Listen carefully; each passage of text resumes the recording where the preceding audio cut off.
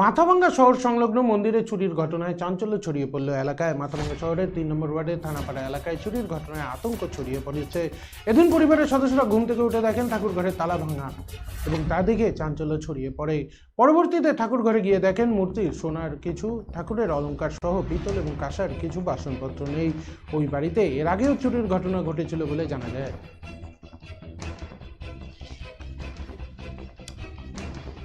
সকালবেলা উঠে দেখি ঠাকুরঘর খুলতে আসছি, এসে দেখি যে তালাটাই খোলা, আংটাটা। তারপরে দরজা খুলে দেখলাম যে ঠাকুরের সোনার টিপ, তারপরে রূপার মূর্তি, ঠাকুরের চূড়া 3টা, এগুলো নেই, এগুলো কিছু নেই। এর আগেও একবার চুরি হয়েছে, তখন অনেক কিছু আমার ঠাকুরের বাসন, গোপালের সিংহাসন, তারপরে হলো একেবারে মানে লক্ষ্মীর ঘরটাও উল্টায় নিয়ে চলে গেছে ওরা। তখন চূড়া অনেক কিছু, তখন 5টা আমার রূপার মূর্তি চুরি হয়েছে, একদম লক্ষ্মী, গণেশ, আরও 3টা এক্সট্রা একটা বক্সের মধ্যে ছিল আমার মা কমলা, তারপরে হলো অনেকগুলো 3টা আরও মূর্তি ছিল।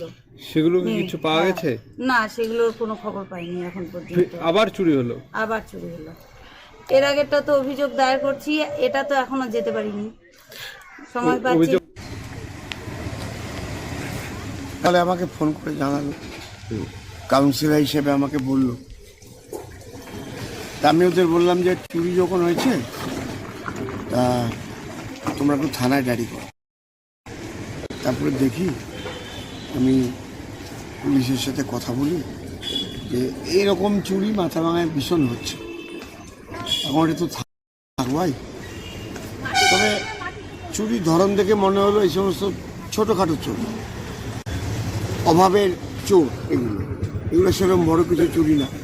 এই ওর ছাদে একটা ঠাকুর ঘর আছে, এই ঠাকুর ঘরের তালাটা ভেঙে ওরা এরকম কিছু রূপা, কিছু সোনার, সামান্য কিছু মূর্তির থেকে জিনিসপত্র নিয়ে চলে গেছে। তো এটা দেখা উচিত।